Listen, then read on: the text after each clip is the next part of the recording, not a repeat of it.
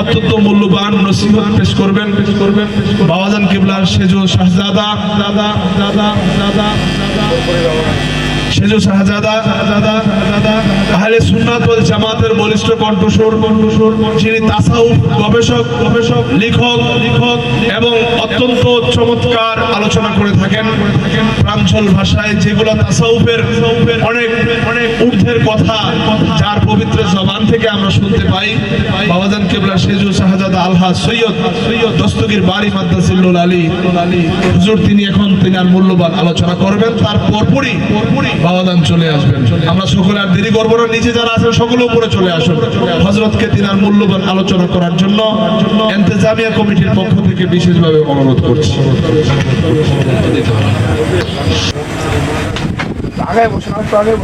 আস্তাগফিরুল্লাহ রাব্বি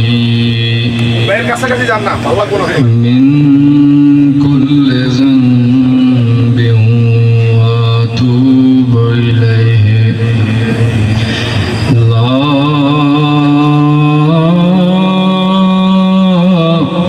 হাওলা ওয়ালা কুওয়াতা ইল্লা বিল্লাহ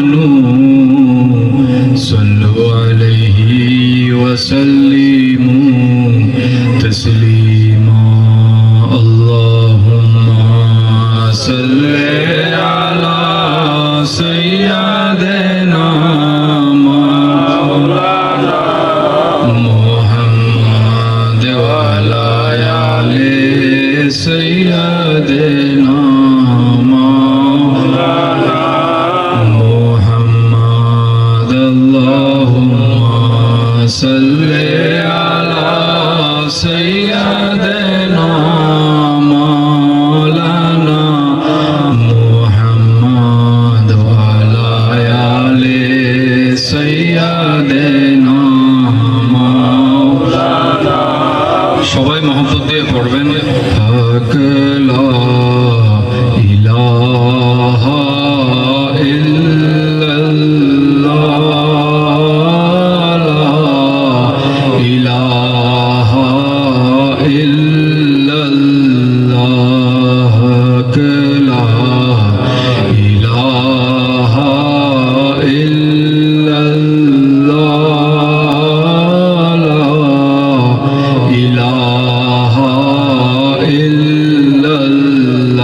সবাই পড়বেন, মোহব্বত দিয়ে পড়বেন। হক লা ইলাহা ইল্লাল্লাহ লা ইলাহা ইল্লাল্লাহ পড়িয়ে লা ইলাহা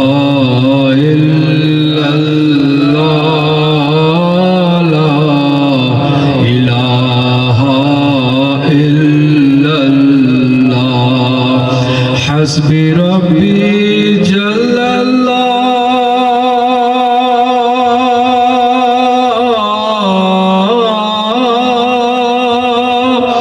ما في قلبي غير الله حسبي ربي جل الله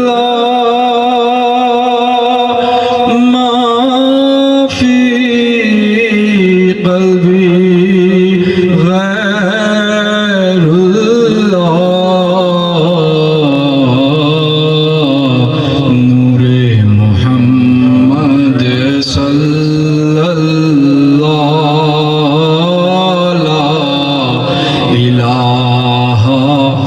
ইল্লাল্লাহ লা ইলাহা ইল্লাল্লাহ লা ইলাহা ইল্লাল্লাহ পড়িয়ে লা ইলাহা ইল্লাল্লাহ লা ইলাহা तेरे करम से हमें कौन सी शय मिली नहीं तेरे करम से हमें कौन सी शय मिली नहीं झोली मेरी तंग है झोली मेरी तंग है लेकिन तेरे यहाँ लेकिन तेरे यहाँ कमी नहीं पढ़िए ला इलाहा इल्लल्लाह ला इलाहा इल्लल्लाह ला इलाहा इल्लल्लाह ला इलाहा किसी ने पूछा के जन्नत की कोई कीमत है किसी ने पूछा के जन्नत की कोई कीमत है तो मुस्तफा ने कहा ला इलाहा इल्लल्लाह ला इलाहा इल्लल्लाह ला इलाहा इल्लल्लाह ला इलाहा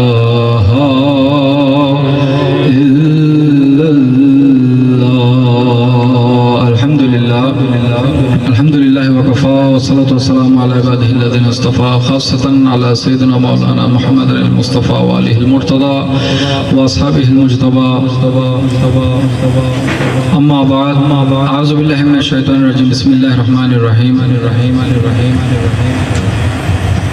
إن الذين يبايعونك إنما يبايعون الله يد الله فوق أيديهم صدق الله المولانا العظيم وصدق رسوله النبي الحبيب الكريم আজকে এই মুখতসর খাস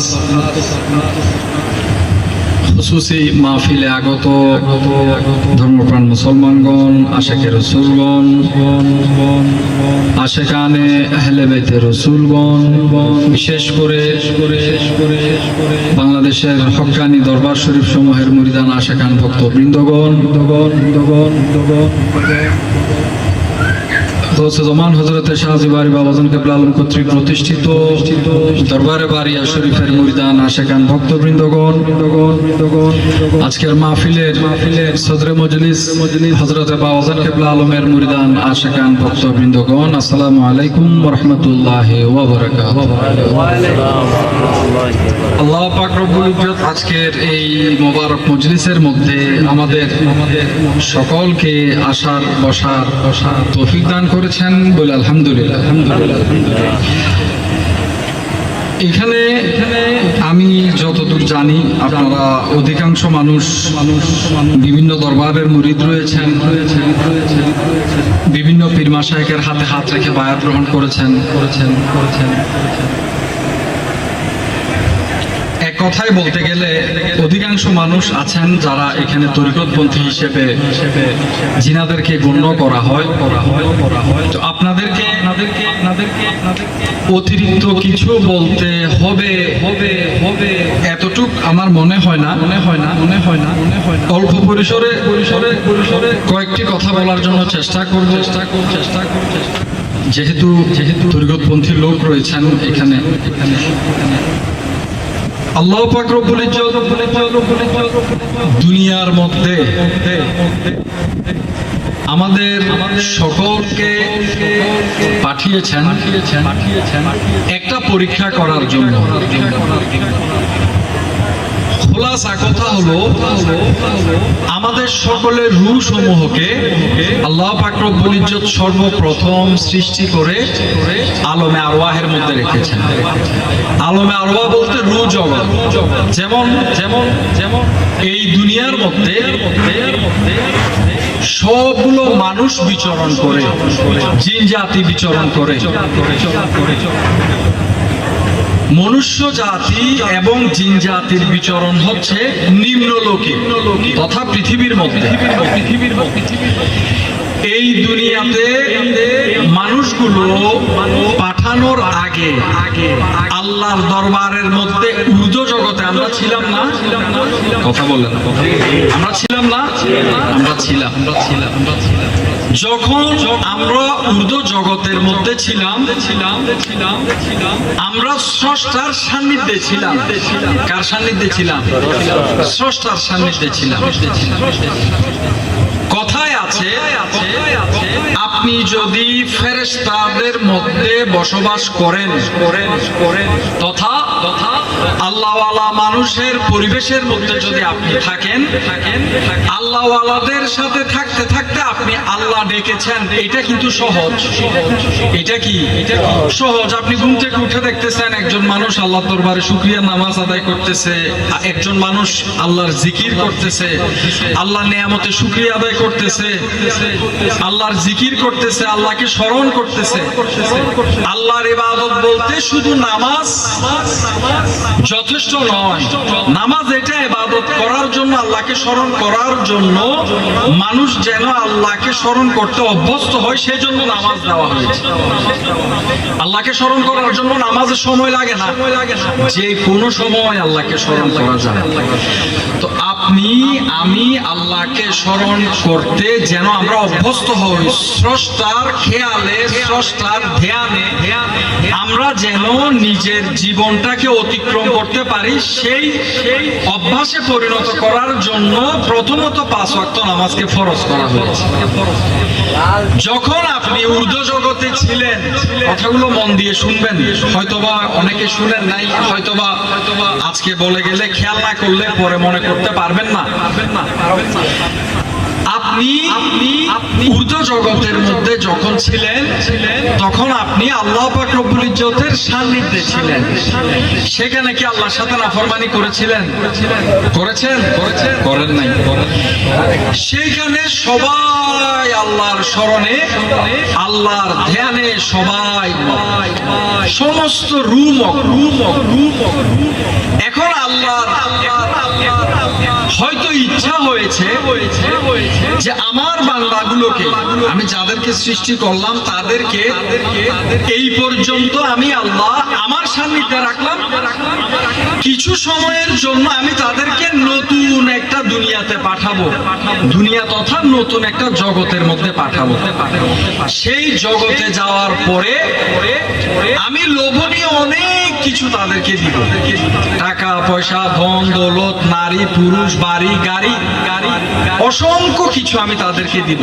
কিন্তু আমি আল্লাহ দেখতে চাই কোন কোন রূহগুলো আমি আল্লাহকে এই মায়াবী জিনিসগুলো পাওয়ার পরেও আমি আল্লাহকে ভুলবে না এবং আমি আল্লাহর শরণাপন্ন হবে, এটা আমি খোদা দেখতে চাই। আল্লাহ আমাদেরকে দুনিয়ায় পাঠালেন। কোথায় পাঠালেন? দুনিয়াতে পাঠালেন। দুনিয়াতে পাঠানোর পর আল্লাহ আমাদেরকে সবচাইতে বড় রাজ রহস্য যেটা দিয়েছেন সেটা হচ্ছে আপনি নিজে। আপনার চাইতে বড় কোনো রহস্য দুনিয়াতে নেই আপনার জন্য, আমার চাইতে বড় কোনো রহস্য দুনিয়াতে নেই আমার জন্য। এখন আপনি বলতে পারেন সেটা আবার কিরকম? জিনিসটা বোঝা যায় না, শোনা যায় না। আল্লাহ পাক রব্বুল ইজ্জত যে কুদরতি ব্যবস্থাপনাটা আমাদেরকে দিয়েছেন, এই কুদরতি ব্যবস্থাপনার মধ্যে সবচাইতে কঠিন কাজ যেটা, সেটা হচ্ছে নিজেকে নিজে চিনা, নিজেকে নিজে জানা। এই জন্য বলা হয়েছে মান আরাফা নাফসাহু ফাকাদ আরাফা রাব্বাহু। যেই ব্যক্তি নিজের পরিচয় নিজে লাভ করেছে, ওই ব্যক্তি প্রকৃতপক্ষে আল্লাহ পাক রব্বুল ইজ্জতের পরিচয় লাভ করেছে। এখন এই জিনিসটা যদি আপনি বুঝতে চান, এই জিনিসটা যদি আপনি জানতে চান, তাহলে আপনার থেকে ওই সকল মানুষের শরণাপন্ন হতে হবে যে সকল মানুষ নিজের পরিচয় নিজে লাভ করেছেন, তথা আল্লাহর বলিগণ, আল্লাহর বন্ধুগণ। আল্লাহর বান্দার মধ্যেও দুই ধরনের বান্দা রয়েছে। প্রাথমিকভাবে আপনি ধরলে দুনিয়াতে যারা আছে, যতই সৃষ্টি আছে সবগুলো আল্লাহর সৃষ্টি না? যত মানুষ আছে সব মানুষ আল্লাহর সৃষ্টি না? সব মানুষ মূলত আল্লাহর সৃষ্টি। কিন্তু এইখানেও দুই ধরনের মানুষ আছে। এক ধরনের মানুষ আল্লাহর উপর ঈমান রাখেন, আরেক ধরনের মানুষ অন্য কাউকে স্রষ্টা মানে। অন্যান্য ধর্মের মানুষ, মুসলমান ছাড়া অন্যান্য যেমন খ্রিস্টান ধর্মে, তারা হযরত ঈসা আলাইহিস সালামকে নাউযুবিল্লাহ আল্লাহর সন্তান বলে থাকে। তো তারা আল্লাহর সাথে কাউকে শরীক করলো না, শরীক করে তারা আলাদা হলো। কেউ মূর্তি পূজা করছে, কেউ দেব দেবতার পূজা করছে। একত্ববাদে বিশ্বাসী শুধুমাত্র মুসলমান। তাহলে যদিও মূর্তি পূজারীরা মূর্তি পূজা করতেছে, কিন্তু মূলত তারাও কিন্তু আল্লাহর বান্দা। আল্লাহ তাদেরকেও সৃষ্টি করেছে। প্রাথমিকভাবে আল্লাহর সৃষ্ট বান্দাদের মধ্যে দুইটা ভাগ হয়ে গেল। কয়টা?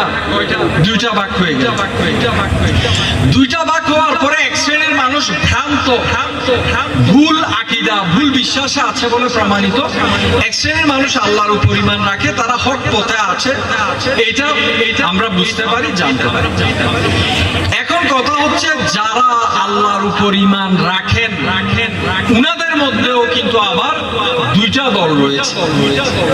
একটা দল হচ্ছে জিনাদের উপর আল্লাহ রাজি, জিনাদের উপর আল্লাহ খুশি।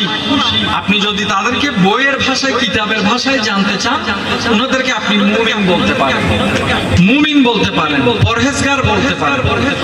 ওই সমস্ত মানুষ যারা আল্লাহর উপর রাজি খুশি এবং স্বয়ং আল্লাহ তাদের উপরে রাজি, তাদের চলা, তাদের ফিরা, তাদের ইবাদত বন্দেগী, কাজ কর্ম, উঠা বসা, চিন্তা চেতনা, সমস্ত কিছুর দিক দিয়ে যখন আল্লাহর দরবারে একজন বান্দাকে আল্লাহ পছন্দ করে ফেলে, তখন ওই বান্দাটা মুমিন হয়ে যায়। কি হয়ে যায়? মুমিন হয়ে যায়। সমস্ত মুসলমান মুমিন নয়, সমস্ত মুসলমান মুমিন নয়, কিন্তু সমস্ত মুমিন মুসলমান। তাহলে এই যে মুসলমানের ক্যাটাগরির মধ্যে যারা পড়লো আমভাবে, এখন যদি বলি আমরা সবাই মুসলমান, আমরা এক কাতারে আসলাম না? এখন যদি বলা হয় যে আমাদের এই 20-30-40 জন মানুষের মধ্যে এমন 5 জন মানুষ আছে যাদের উপরে আল্লাহ রাজি, বাকিগুলোর উপরে আল্লাহ রাজি নাই, বাকিগুলোর উপরে আল্লাহ রাজি নাই, তাহলে এই 30 জন মানুষের মধ্যে 5 জন আলাদা হয়ে গেল না? বাকি 25 জন পিছে চলে আসলো। যাদের উপর আল্লাহ রাজি, যে 5 জন মানুষের উপর আল্লাহ রাজি, তারা সামনে চলে গেল। তাহলে একত্ববাদে বিশ্বাসীদের মধ্যে দল কয়টা পেলাম? দুইটা পেলাম। যাদের উপর আল্লাহ রাজি হয়ে যান, খুশি হয়ে যান, সন্তুষ্ট হয়ে যান। আল্লাহ পাক রব্বুল ইজ্জত হাদিস শরীফে এসেছে যে আল্লাহ যখন কোন বান্দাকে ওলি হিসেবে কবুল করে, উর্দু জগতের মধ্যে আল্লাহ পাক রব্বুল ইজ্জত জিবরাইল আমিনকে ডেকে বলে, হে জিবরাইল, অমুক জায়গায় একজন ব্যক্তি আছে, তার নাম এই, আমি আল্লাহ সেই বান্দাকে ভালোবেসেছি, আমি আল্লাহ ওই বান্দাকে, আমার ওই বান্দাকে ভালোবেসেছি। তো জিবরাইল আমিন বলে, আল্লাহ এখন আমার উপর কি হুকুম? তো আল্লাহ বলে, যেহেতু আমি খোদা আমার সেই বান্দাকে ভালোবেসেছি, এখন হুকুম হলো তুমি জিবরাইলের উপর হুকুম হলো তুমিও আমার ওই বান্দাকে ভালোবাসো।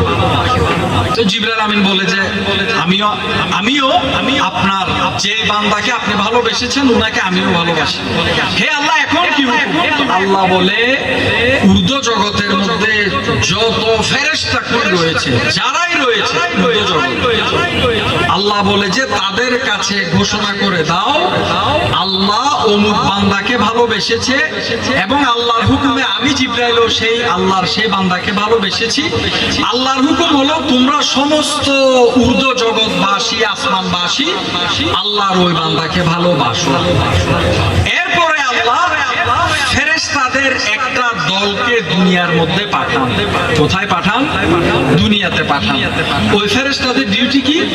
ওই ফেরেশতাদের ডিউটি হলো, দায়িত্ব হলো, তারা আল্লাহর হুকুমে দুনিয়ার জমিনের মধ্যে নেমে আসেন এবং আমি আপনি আমাদের সবার মাঝে ফেরেশতাগুলো ঘুরে বেড়ান। তো ঘুরে বেড়ানোর কারণ কি? কারণ হচ্ছে একটা, আল্লাহ বলতেছেন যেই সমস্ত বান্দাদের অন্তর, কথাটা কিন্তু খেয়াল করবেন, যেই সমস্ত বান্দাদের অন্তর আমি খুদার পছন্দনীয় ব্যক্তি তথা আল্লাহর ওলিদের ভালোবাসা, আল্লাহর ওলিদের ভালোবাসা যেই সমস্ত অন্তরের মধ্যে রাখার মতো জায়গা আছে, যেই সমস্ত অন্তর পবিত্র, সেগুলো আগে বাছাই করো।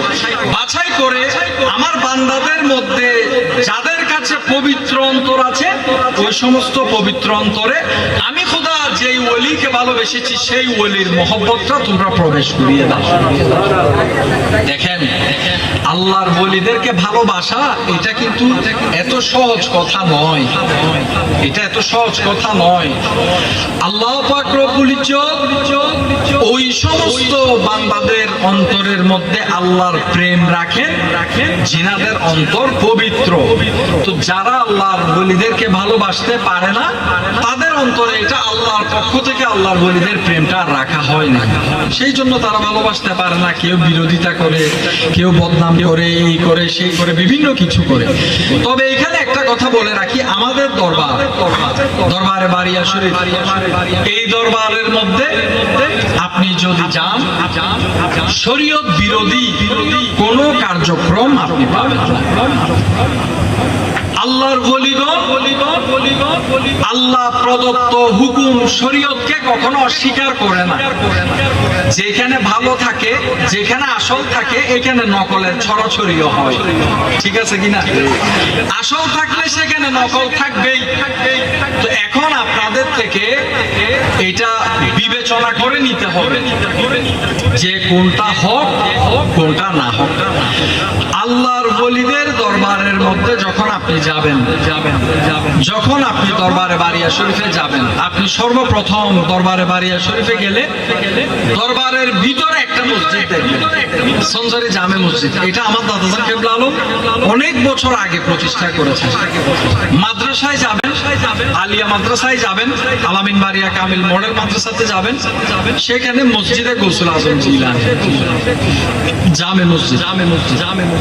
দূরত্ব বেশি একটা না, দরবারের মধ্যে একটা মসজিদ, মাদ্রাসার মধ্যে একটা মসজিদ। এই মসজিদগুলো তিনি প্রতিষ্ঠা করেছেন এই কারণে, হযরত শাহ জিবারী রহমাতুল্লাহ আলাইহি বলতেন যে শুধু আমি সৈয়দ আব্দুল বারী শাহ কাছে মুরিদ হলে কিছু হবে না। আমার কাছে মুরিদ হয়েছে ভালো কথা, কিন্তু আল্লাহকে ডাকতে হবে। কাকে ডাকতে হবে? আল্লাহকে ডাকতে হবে। আল্লাহর ইবাদত বন্দেগী করতে হবে। এখন আমরা যদি আল্লাহর ইবাদত বন্দেগী থেকে যদি গাফেল হই, আল্লাহর ইবাদত থেকে যদি আমরা দূরে সরে থাকি, তাহলে এটা কি পীরের অনুসরণ হইল? হয় না। হক্কানি পীরেরা আল্লাহর ইবাদত করার জন্য আপনাকে আহ্বান জানাবে, আপনাকে দাওয়াত দিবে আল্লাহর রাস্তায় আসার জন্য, আল্লাহকে ডাকার জন্য। এই যে আপনি খাবার খাচ্ছেন, মুরগি খাচ্ছেন, পোলাও খাচ্ছেন, গরুর মাংস খাচ্ছেন, ছাগলের মাংস খাচ্ছেন, এই যে আপনার স্বাদ ইন্দ্রিয়, জিহ্বাটা, এটাকে বলে স্বাদ ইন্দ্রিয়। এই যে আপনার স্বাদ ইন্দ্রিয়টা, আপনি যখন বিভিন্ন খাবার যখন আপনি টেস্ট করতেছেন, একটা একটা মুখে যখন দিচ্ছেন, মুরগির স্বাদ একরকম, ছাগলের মাংসের স্বাদ একরকম, গরুর মাংসের স্বাদ একরকম, আলাদা আলাদা স্বাদ না? আলাদা আলাদা স্বাদ। এই স্বাদগুলো যেভাবে আপনি আপনার স্বাদ ইন্দ্রিয় তথা জিহ্বা দিয়ে আপনি টেস্ট করতেছেন, ঠিক তদ্রূপ আপনার ইবাদত পরিপূর্ণ হচ্ছে আপনি কখন বুঝতে পারবেন? আপনার ইবাদত পারফেক্ট হচ্ছে, পরিপূর্ণ হচ্ছে, এটা আপনি তখন বুঝতে পারবেন যখন আল্লাহর ইবাদত করে কোন একটা স্বাদ আপনি স্বাদ যদি না পান, তাহলে বুঝবেন যে আপনার স্বাদ ইন্দ্রিয় এখনো জাগে নাই। আল্লাহর প্রতি আপনার বিশ্বাস, ইয়াকিন, আল্লাহর প্রতি আপনার আস্থা, ভালোবাসা এখনো পর্যন্ত অবিচল হয় নাই, সঠিক হয় নাই, সেই জন্য আপনি স্বাদ পাচ্ছেন না। যখন আপনি ওই যে দুনিয়াতে আসার আগে আল্লাহর সান্নিধ্যে ছিলেন, ওই টানটা যখন মেহসুস করবেন যে আমি তো সবসময় আল্লাহর শরণাপন্ন ছিলাম, হঠাৎ করে আসলাম, আজকে আমার বয়স 30, এই 30 বছর আমি আল্লাহর থেকে, আল্লাহ শরণাপন্ন হওয়া থেকে বিরত রইলাম, ওইটা যখন আপনার ব্রেনের মধ্যে যখন কাজ করবে, তখন অটোমেটিক্যালি আপনার ভিতরে আল্লাহর জন্য একটা টান তৈরি হয়ে যাবে। এইটাই হচ্ছে তরিকত, এইটাই তরিকত। কোরআন শরীফে আল্লাহ বলেছেন ইউমিনুনা বিল গায়েব, গায়েবের প্রতি বিশ্বাস স্থাপন করো। দুনিয়ার মধ্যে মনে করেন একটা বই লেখা হলো, বইয়ের প্রথম পৃষ্ঠার মধ্যে লেখা হলো যে এই বইয়ে যাহা আছে সবকিছু সত্য, কেউ কি মেনে নিবে? কেউ মানবে না। তখন মানবে কিভাবে? বলবে যে আগে আমি পুরো বইটা পড়বো, আগে পুরো বইটা পড়বো। তো পুরো বই পড়ার পর আপনি জাস্টিফাই করবেন বইয়ে যা আছে তা কি সত্য নাকি মিথ্যা। যদি সত্য হয় তখন আপনি লিখিত একটা সার্টিফিকেট দিবেন, এই লেখকের এই বইটাতে যাহা লেখা হয়েছে সব সত্য, ঠিক আছে কিনা। এটা আকল বলে। কিসে বলে? আকল বলে, আমাদের জ্ঞান বলে, আমাদের বুদ্ধি বলে। কোরআনের মধ্যে সর্বপ্রথম প্রথম পৃষ্ঠার মধ্যে আলিফ লাম মিমের মধ্যে আপনি আস্তে আস্তে প্রথম পৃষ্ঠায় পেয়ে গেলেন ইউমিনুনা বিল গায়েব, গায়েবের প্রতি বিশ্বাস স্থাপন করো। তো গায়েব কি? সবচেয়ে বড় গায়েব হচ্ছে আল্লাহ। জান্নাত, জাহান্নাম, হাসর, নসর, তাকবীর, এগুলো কেউ দেখেছেন? দেখেন নাই। এগুলো সব গায়েব। গায়েবগুলো বিশ্বাস করতেছেন না? করতেছেন। এইটা হচ্ছে এটা কি? ঈমান। এই গায়েবগুলো না দেখে বিশ্বাস করার নাম হচ্ছে ঈমান।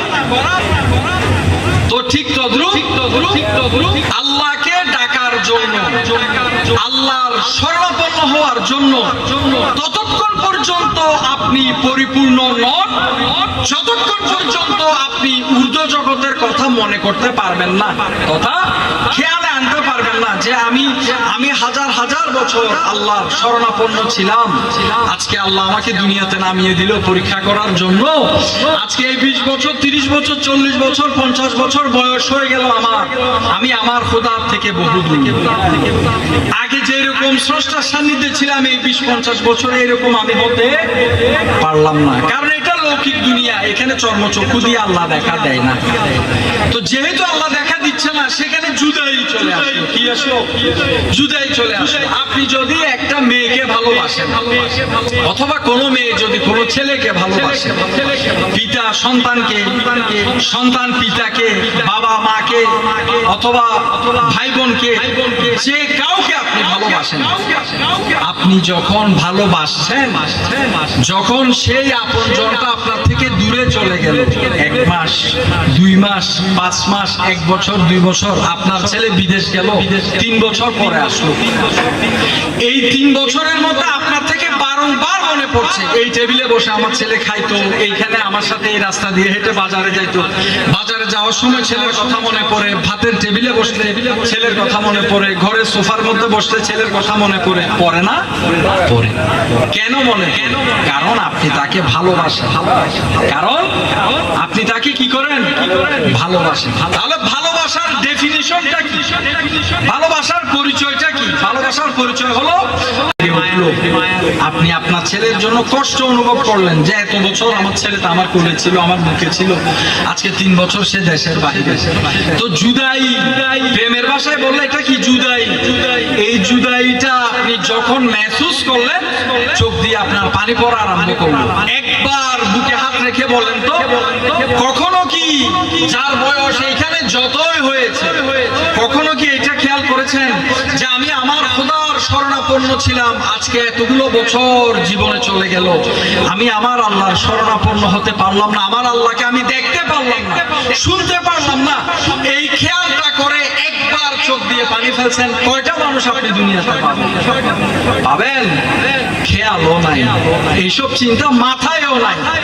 এই যে আল্লাহকে স্মরণ করে আপনার চোখ দিয়ে আপনি অশ্রুসিক্ত হওয়া, চোখ দিয়ে পানি পড়া, এটাই প্রেম। জুদাই মেহসুস করা, যখন আপনি আপনার ইলাহির জুদাই যখন মেহসুস করবেন, নৈরাকার ইলাহির জুদাই যখন আপনি মেহসুস করবেন, অটোমেটিক্যালি সমস্ত খারাপই আপনার থেকে উঠে চলে যাবে, অটোমেটিক চলে যাবে, দুনিয়াদারি কাজ করবে না, খারাপই কাজ করবে না, লোভ, তখন আপনার খেয়াল আসবে আমার খোদা লোভ পছন্দ করে না, লোভ অন্তর থেকে উঠে যাবে। আমার খোদা মিথ্যা বলা পছন্দ করে না, মিথ্যা জবান থেকে উঠে যাবে। আপনি যখন জুদাই মেহসুস করতে করতে, আল্লাহর প্রেমে জুদাই মেহসুস করতে করতে যখন আপনি দমদমা আগুনে জ্বলতে থাকবেন, প্রেমের জুদাই যখন মেহসুস হয়, তখন সেটা আগুনে জ্বলার চাইতেও কঠিন। এবার যে যাকে ভালোবাসে, চয়েস করা এটা আপনার ব্যাপার। আপনি দুনিয়ার কোনো মানুষ ভালোবাসতে পারেন, আপনি আল্লাহকেও ভালোবাসতে পারেন, এটা আপনার চয়েস। কিন্তু যে যাকে ভালোবাসে তার থেকে যখন দূরে থাকে, সেটা আগুনে জ্বলার চাইতেও বেশি কষ্ট হয়। আপনি যখন আল্লাহর প্রেমে মশগুল হয়ে, আল্লাহর খেয়াল করে, আল্লাহর ধ্যানে, আল্লাহর খেয়ালে, আল্লাহর স্মরণে আপনি যখন জুদাইয়ের আগুনে নিজেকে দগ্ধ করতে থাকবেন, তখন দেখবেন আপনার মধ্যে একটা অলৌকিক শক্তি আসা আরম্ভ হয়ে যাবে। এটা হচ্ছে আল্লাহ ওলিদের যে রাস্তা, সেটার প্রথম ধাপ। এখন আপনারা কোথায় আছেন সেটা আপনারা বিবেচনা করেন। এইটা হচ্ছে আল্লাহ ওয়ালাদের প্রথম ধাপ। দুনিয়া থেকে সবাই যাবে। আজকে আমার বয়স কম, আপনাদের বয়স বেশি, কালকে আমার বয়স বেশি হবে আর কারোর বয়স কম হবে। আপনি যদি কালকে যান, পরশু আমি যাব। আপনি যদি কালকে দুনিয়া থেকে যান, পরশু আমি যাব। যেতে কিন্তু হবে, হয় 2 দিন আগে, সবার থেকে কিন্তু যেতে হবে। তো আমরা আল্লাহর কাছ থেকে আসলাম, আল্লাহর কাছে ফিরে যাব। মাঝখানের এই সামান্য সময়টা, এইটাতে আল্লাহ আমাদেরকে দুনিয়াদারি করার সুযোগ দিয়েছে, বিবাহ করার সুযোগ দিয়েছে, টাকা পয়সা উপার্জন করার সুযোগ দিয়েছে, সুস্বাস্থ্য দিয়েছে, থাকার জন্য বাড়ি দিয়েছে, মাথার উপরে ছাদ হিসেবে বাবা মা দিয়েছে, পরিবার দিয়েছে। এত কিছু আল্লাহ দেওয়ার পরেও আমি আর আপনি এই অল্প 20-50 বছর, 60-70 বছরের এই সময়টাতে সামান্য কিছু সময়ের জন্য আল্লাহর শরণাপন্ন হতে পারলাম না। এটা তো নিতান্তই একটা মুনাফিকি। এটা কি মুনাফিকি? আল্লাহর শরণ থেকে গাফেল থাকা। আল্লাহ তো আপনাকে সব দিয়েছে। এখন অনেকে মনে করেন যে না, আমি সবসময় আল্লাহকে স্মরণ করা সম্ভব না, দুনিয়াদারি করি, বয়স হয়ে গেলে আল্লাহকে স্মরণ করি, এটা কিন্তু ভুল ধারণা। আমি তো বললাম আল্লাহকে স্মরণ করার জন্য কোনো সময় নির্ধারিত নেই, আপনি যখন মন চাইবে আপনি আল্লাহকে স্মরণ করবেন। হতে পারে আপনি রাতের অন্ধকারে একদিন হঠাৎ আল্লাহর প্রেম মেহসুস করে 2টা রাকাত নামাজ আদায় করেছেন, ওযু করে জায়নামাজে বসে 2টা রাকাত নামাজ আদায় করেছেন, আল্লাহর দরবারে হাত তুলেছেন, হাত তুলে ফরিয়াদ করেছেন যে হে আল্লাহ, তুমি খোদার থেকে দূরে সরে এসে দুনিয়ায় নেমে, তুমি খোদার থেকে অনেক দূর, আমি তুমি খোদার জুদাই আমার অন্তরে মেহসুস হয়, তুমি খোদার দিদার লাভ করতে ইচ্ছা করে, তুমি খোদা কুদরতি জবানে কিছু বলবে আমার থেকে শুনতে ইচ্ছা করে, কিন্তু আল্লাহ চর্মচক্ষু দিয়ে তো তুমি দেখা দাও না, আজকে আমার অন্তর ছটফট করছে তুমি খোদার দিদারের জন্য।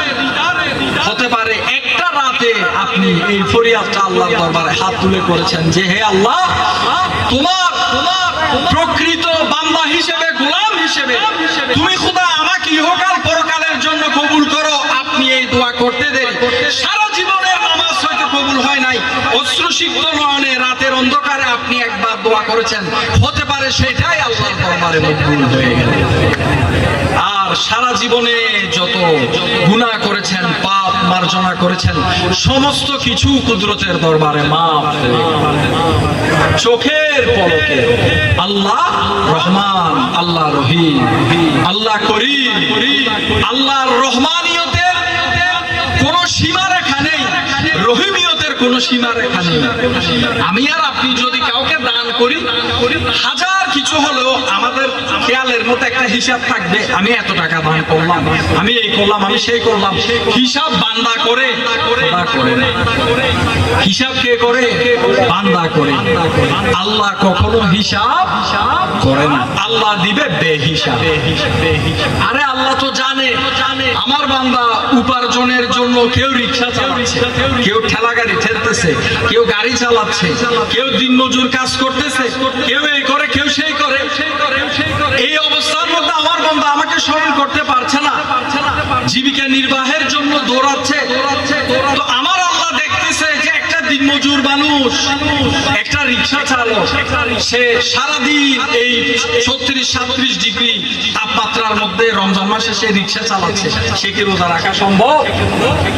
আমি আর আপনি এসিতে থাকতেছি, আমি আর আপনি ঘরে থাকতেছি, আমি আর আপনি দোকানের মধ্যে বসতেছি, অফিসের মধ্যে বসতেছি, হাজার গরম হলেও আমরা রোজা রাখা সম্ভব। একজন রিক্সা চালক, উনি 35 ডিগ্রি গরমের মধ্যে দিনের বেলা উনি রিক্সা চালাচ্ছেন, উনার দ্বারা তো রোজা রাখা সম্ভব না। এটা আমাদের আকল বলে না? 35 ডিগ্রি গরমের মধ্যে 10টা মিনিট আপনি রোদে দাঁড়ায় থাকেন, 15 মিনিটের মাথায় আপনি ঘুরে পড়ে যাবেন, বেহুশ হয়ে যাবেন। তো ওই রিক্সা চালক কিভাবে রোজা রাখবে? ওই ঠেলা গাড়ি ঠেলতেছে যে ওই মানুষটা কিভাবে রোজা রাখবে? রোজা রাখতে পারতেছে না। তো আমি আর আপনি যদি বুঝি সে জীবিকা নির্বাহের জন্য, 2 মুঠো হালাল রুজির জন্য সে একটা কর্ম করতেছে, তার কর্মের মধ্যে সে রোজা রাখতে পারতেছে না, এটা আমরা বুঝতে, আল্লাহ বুঝে না? আল্লাহ বুঝে কিনা? আল্লাহ আরো বেশি বুঝে। তো আল্লাহ তো রহমান, আল্লাহ রহিম, আল্লাহ মাফ করে দিচ্ছেন। আল্লাহ যদি মাফ না করত, বর্তমান দুনিয়াতে আল্লাহর বান্দাদের যে কাজ কর্ম চিন্তা ভাবনা এই এতদিনে এই 2024 সালের মধ্যে কিয়ামত হয়ে যাবে। কিন্তু রহমানিয়তের খোদা, রহিমিয়তের খোদা মাফ করে যাচ্ছেন বান্দাকে, এই জন্য এখনো পর্যন্ত কিয়ামত হয় নাই। যেই হারে নাফরমানি মানুষ আল্লাহর সাথে করে, আল্লাহর হাবিব রাসূল খোদা সাল্লাল্লাহু আলাইহি সাল্লামের সাথে করছে, আল্লাহর মকবুল বন্ধু ওলিদের সাথে করছে, কিয়ামত তো হয়ে যাওয়ারই কথা। হয়তো আমাদের মতো, আমাদের মতো 2-4 জন মানুষ আল্লাহর পছন্দনীয় ব্যক্তি আছে এখনো, যারা আল্লাহকে স্মরণ করছে, আল্লাহর নবীকে স্মরণ করছে, আল্লাহর ওলিদেরকে স্মরণ করছে, হয়তো তাদের জন্য আল্লাহ দুনিয়াতে এখন কায়েম রেখেছে, নয়তো এই দুনিয়া থাকার কথা না। আমি বুঝাচ্ছি, একজন রিক্সা চালক যদি মনে করে আমি রোজা রাখতে পারছি না, আল্লাহ আমার উপর নারাজ হয়ে গেছে, এটা মিথ্যা কথা। এটা খোদা, এটা আমি আর আপনি না যে সহজে নারাজ হয়ে যেত। আল্লাহ কিন্তু দেখতেছেন আমার বান্দা হালাল রুজির জন্য, হালাল রুজির জন্য।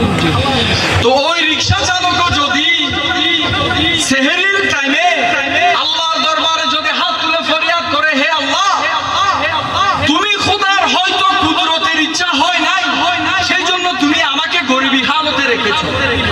তুমি আমাকে কি হালতে রেখেছো? গরিবী হালতে রেখেছো। তো তুমি খোদা যে আমাকে গরিবী হালতে রেখেছো, আমি যেই কর্মটা করি, যেই গরম পড়তেছে এই গরমে রোজা রাখা তো সম্ভব না, এটা তো তুমি খোদাও জানো। আমি তুমি খোদার দরবারে হাত তুলে দিলাম হালাল রুজির জন্য, হালাল রুজি উপার্জন করা এটাও তো তুমি খোদার হুকুম। তোমার হুকুম পালন একটা করতে গিয়ে আরেকটা আমি ছেড়ে দিলাম। হে আল্লাহ, আমার গরিবী সম্পর্কে তুমি ওয়াকিফাল আছো, তুমি যে জানো। তো হে আল্লাহ, আমাকে তুমি মাফ করে আমাকে তোমার প্রকৃত বান্দা হিসেবে কবুল করো। আমি তো হালাল রুজির অন্বেষণ করতেছিলাম। দেখা যাবে আল্লাহ পাক রব্বুল ইজ্জত তার অবিচল নিয়ত গুণে আল্লাহ তাকে চোখের পলকে সে রোজা না রেখেও ওই ফজিলতটা পাবে, যে ফজিলতটা সুদের টাকা হারামের টাকা খেয়ে রোজা রেখে মানুষ পাচ্ছে। আল্লাহ বারংবার বান্দার দিকে দেখতে হয় না, কুদরতের নিগাহ উঠে একবার, কয়বার? একবার। সারা জীবন যে নামাজ আদায় করতেছেন, সারাটা জীবন আপনি নামাজ আদায় করতেছেন, প্রত্যেকটা ওয়াক্তের প্রত্যেক নামাজ কবুল হয়েছে আপনি বলতে পারবেন? পারবেন না। সারা জীবন আপনি নামাজ আদায় করতেছেন, কেন জানেন? একটা সিজদার সন্ধান। কয়টা সিজদা? একটা সিজদার সন্ধান। আপনি সারা জীবনের মধ্যে আপনি 10,000 সিজদা আল্লাহকে করলেন। 10,000 সিজদার মধ্যে এই এক একটা সিজদা করতে করতে আপনার মধ্যে পরিবর্তন আসতে আসতে জীবনে এমন একটা সময় চলে আসলো, আপনি এমন একটা সিজদা দিলেন যে সিজদাটা আল্লাহর দরবারে কবুল হলো। এই একটা সিজদার উসিলায় জীবনের সমস্ত সিজদা আল্লাহ কবুল করে ফেললেন। আমাদের মধ্যে অপূরণ আছে, আমাদের মধ্যে ঘাটতি আছে, এটা আমরা জানি, এটা আমরা বুঝি, এটা আমরা বিশ্বাস করি। কিন্তু আল্লাহর দয়া, আল্লাহর মেহেরবানি, আল্লাহর ক্ষমা, আল্লাহর করুণা, এইসবের মধ্যে কোনো ধরা বাধা নাই। যেমন হাদিস শরীফে এসেছে, একজন মহিলা সারা জীবন উনি তেমন কোনো ভালো কাজ করেন নাই, হঠাৎ একদিন তিনি হেঁটে যাচ্ছেন একটা কূপের পাশে, কূপ যেখান থেকে বালতি দিয়ে পানির পাত্র দিয়ে পানি তোলা। একটা কূপের পাশে একজন মহিলা দাঁড়িয়ে আছে। হঠাৎ তিনি দেখলেন একটা কুকুর রোদের উত্তপ্ততায়, এটা হাদিস শরীফের মধ্যে এসেছে, রোদের গরমে করারো একটা কুকুর কূপের পাশে এসে দাঁড়ায় আছে, জিহ্বা বের করে দিয়েছে তৃষ্ণার কারণে। একটু পানি পান করবে, তো কুকুরের তো আর হাত নাই যে কূপের থেকে বালতি দিয়ে পানি উঠাবে। কুকুরের হাত পা আমাদের মতো করে কাজ করার মতো অবস্থা কুকুরের, এগুলো চতুষ্পদ জন্তু, এমনি দৌড়াইতেছে, এটাই বিষয়। তো কুকুরটা কূপের পাশে বসে হাঁপাচ্ছে, জিহ্বা বের করে দিয়েছে একটু পানি পান করার, পানি আর খাইতে পারে না। তখন ওই মহিলাটা দেখতে পেল কুকুরটা তৃষ্ণায় কাতর হয়ে আছে। সেই মহিলাটা কূপের থেকে পানি উঠে মোজাকে পানির মধ্যে ভিজিয়ে মোজাটা চিবিয়ে কুকুরের মুখের মধ্যে পানি দিল। কি দিল? পানি দিল। ওই কুকুরটা পানি খেয়ে তৃপ্ত হলো। আমার নবী বলছেন এই কাজের কারণে আল্লাহ ওই মেয়েকে জান্নাত দান করেছে। আল্লাহর ইবাদত করে নাই, আল্লাহর একটা সৃষ্টির উপকার করেছে। তাহলে আল্লাহ কত দয়াবান, আল্লাহ কত মেহেরবান। আমরা ব্যবসার মধ্যে লাভ বুঝি, আল্লাহকে ডাকার মধ্যে লাভ আছে এটা আমরা বুঝি। আপনি অন্তর থেকে একবার আল্লাহ বলেন, হাঁটতে বসতে চলতে ফিরতে দৈনন্দিন কমপক্ষে একবার এমন ভাবে আল্লাহ বলেন। আল্লাহ বলার সাথে সাথে আপনার মাথার তালু থেকে পায়ের তালু পর্যন্ত সমস্ত পশম যেন দাঁড়িয়ে আল্লাহর প্রেম মেহসুস করে একবার আল্লাহ বলে একটা নিঃশ্বাস ফেলেন, দিনে একটা নিঃশ্বাস হলো ফেলেন আল্লাহর নামে, হয়তো বা দেখা যাবে ওই ডাক্তার আল্লাহর দরবারে কবুল হয়ে গিয়েছে। একটা মহিলা যদি মোজা চিবিয়ে যদি একটা কুকুরকে পানি খাওয়ায়, একটা কথা, এখানে সৃষ্টির সেবা করেছে, আল্লাহর সৃষ্টির সেবা করেছে সেই মহিলা। তো আল্লাহ তো দেখতেছে যে এই কুকুরটাও তো আমি খোদার সৃষ্টি, এই কুকুর তৃষ্ণায় কাতর, আমার এই বান্দিনীটা এই মেয়েটা এসে কুকুরকে একটু পানি খাওয়ালো, তো আমি তো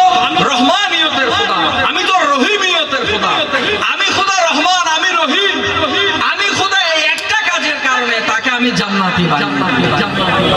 এটা কুদরতের ফয়সালা, আল্লাহর ফয়সালা। আল্লাহকে যখন ডাকবেন তখন একটা শান্তি আছে। ওই যে বললাম, আপনি যখন খাবার খাবেন, খাবারের মধ্যে যেরকম একটা টেস্ট থাকে, স্বাদ থাকে, ঠিক তদ্রুপ আল্লাহকে ডাকার সময়ও একটা স্বাদ আল্লাহর বান্দারা কি করে মেহসুস করে।